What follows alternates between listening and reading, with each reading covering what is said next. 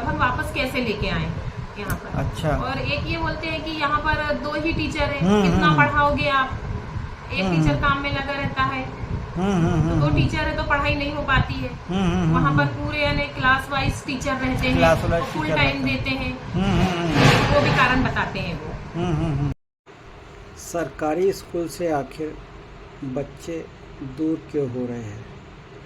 सरकारी स्कूलों में बच्चे क्यों नहीं हैं?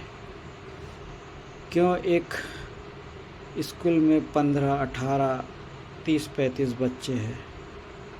आज एक सरकारी स्कूल की हम पड़ताल करने जा रहे हैं। इस स्कूल में जाकर हमें वास्तविक कारण पता चला। आखिर क्यों बच्चे सरकारी स्कूल में नहीं आना चाहते?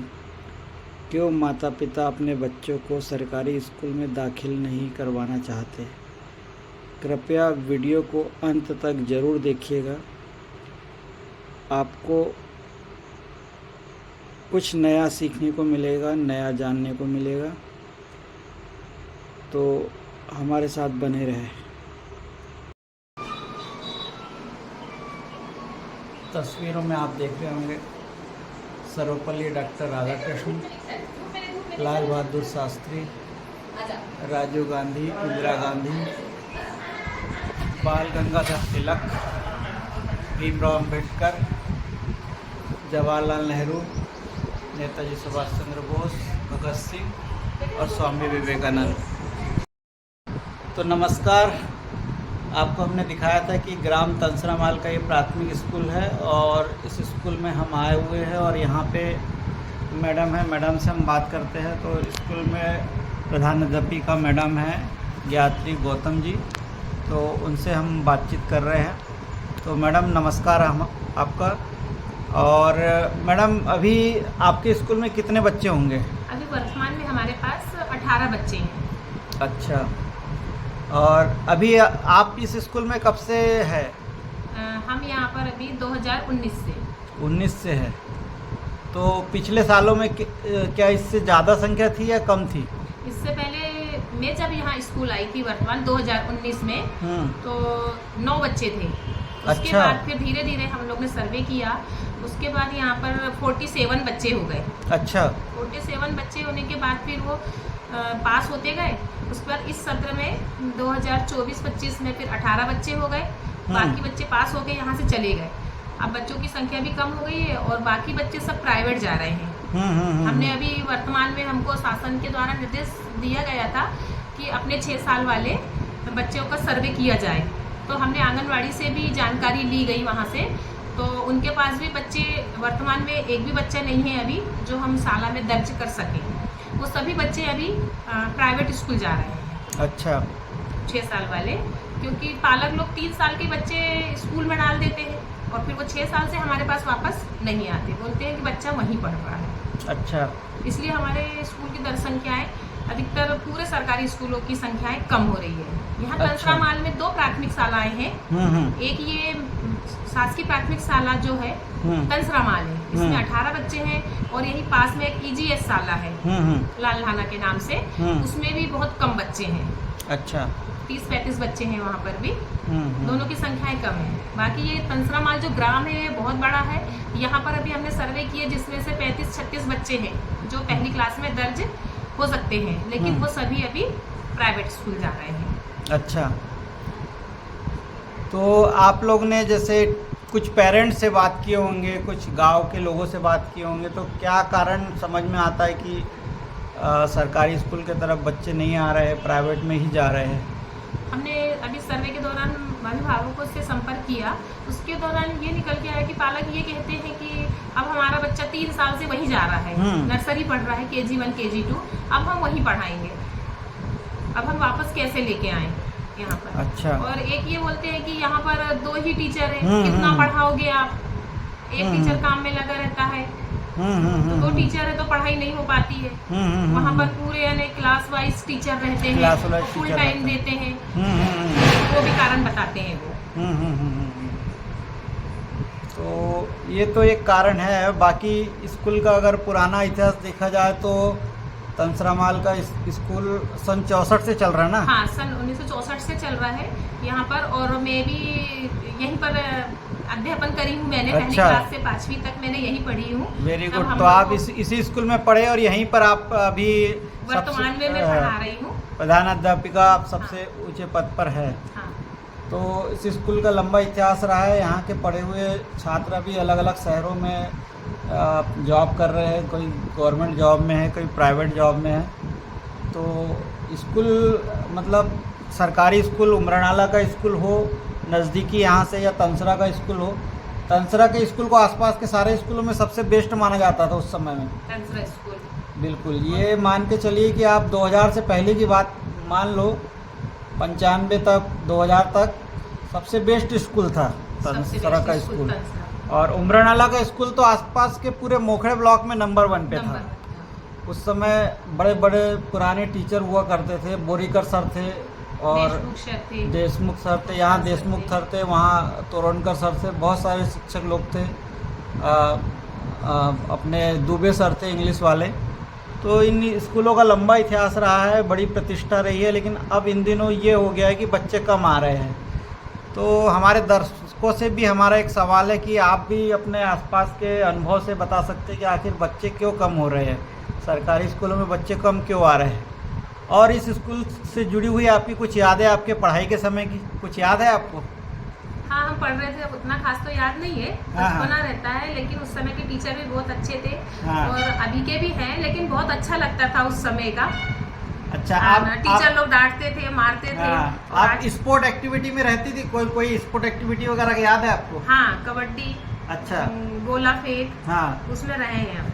अच्छा अच्छा। और कल्चरल एक्टिविटी का कुछ ध्यान है आपको? कोई लोकगीत मतलब देशभक्ति गीत या कोई नाटक वगैरह कुछ, इसका कुछ याद है? भाग वगैरह लिया होगा आपने? हाँ, सांस्कृतिक कार्यक्रम में भाग लेते थे। अच्छा। तो ये स्कूल बहुत पुराना और चर्चित स्कूल रहा है। सारी स्पोर्ट की एक्टिविटियाँ यहाँ पे, बहुत बड़ा ग्राउंड नहीं है। पहले सड़क पे होता था। सड़क पे होता था, नहीं, दौड़ वगैरह। हाँ, दौड़ वगैरह, हाँ, ये सब सड़क पे ही होता था। और उसके बाद फिर उमरानाला में सारे आसपास के स्कूलों के बच्चे वहीं जाते थे। उमरानाला पे बड़ा स्कूल था। बाकी यहाँ पे जो अंदर कबड्डी वगैरह तो अंदर ही होती है। हाँ, कबड्डी अंदर ग्राउंड था। खो खो अंदर होता था। अच्छा। और बाकी आप और कुछ कहना चाहेंगे? नहीं, मेरा तो ये अनुरोध है यहाँ के पालकों से कि सभी लोग गवर्नमेंट स्कूल में पढ़ाएं। गवर्नमेंट स्कूल में भी इतनी सुविधाएं मिल रही है। शासन खाना देता है बच्चों को मेनू अनुसार, ड्रेस दे रही है, पुस्तक कापियाँ दे रही है, सब निःशुल्क दे रही है। और कोई शुल्क नहीं लिया जा रहा है। 1 से 8वीं तक बच्चों का निःशुल्क शिक्षा दे रहे हैं। और अभी FLN कार्यक्रम भी चलाया जा रहा है, जो बच्चों के लिए बहुत अच्छा, रोचक और मज़ेदार है। बच्चे इससे बहुत अच्छा सीख भी रहे हैं। और बच्चों को, माँ बापों को हमने ये समझाइश भी दिए हैं कि तुम ये क्यों नहीं सोच रहे हो कि ये इसी गवर्नमेंट स्कूल को ही सोचो कि ये प्राइवेट स्कूल है। इसी में पहुँचाओ। तुम वहाँ पर भी टीचर पढ़ा रहे हैं, यहाँ पर भी टीचर है, और यहाँ पर सब चीज़ फ्री मिल रही है। आप इतना पैसा खर्च कर रहे हो, यहीं पर भेजो। आपको आने जाने की दिक्कत है तो आप लाके छोड़ दो, या फिर अपन वेन की सुविधा उपलब्ध करवा लेते हैं। जैसे आप प्राइवेट स्कूल में वेन से पहुंचा रहे हो, खर्चा दे रहे हो, तो वैसे ही अपन पालक और स्कूल SMC के जो एक समिति गठन होती है हमारी SMC की, तो सब अपन बैठ के मीटिंग कर लेंगे पालकों के साथ। वही पैसा अपन वेन लगा के बच्चों को यहाँ कर लेंगे। वेन से आएंगे जाएंगे बच्चे। तो आपके लिए तो एक बहुत बड़ा अच्छा मौका है, गर्व का विषय कि आप इसी गांव की बेटी है और इसी स्कूल में पढ़ी है और इसी स्कूल में आज आप प्रधान अध्यापिका है। जबकि इस स्कूल में कभी देशमुख सर का ट्रेनर रहा करता था। हम लोग तो जानते हैं, हमारे प्रधान पाठक थे और बहुत ज़्यादा डर रहता था सभी का कि कोई उनके नज़दीक नहीं जाता था, उनसे सवाल नहीं कर पाते थे, वही सवाल करते। तो आज का समय तो बदल गया है, बच्चों से इतना फ्रेंडली बिहेवियर किया जाता है, व्यवहार किया जाता है। तो आपका सपना होगा कि इस स्कूल को कुछ ना कुछ बेहतर किया जाए, इस स्कूल को बदलाव किया जाए, स्कूल में बच्चों की संख्या बढ़े। 2019 से मैं आई हूँ यहाँ पर, तो मैंने बहुत कोशिश की। जब मैं 2019 में आई थी तो यहाँ सिर्फ 7 बच्चे थे।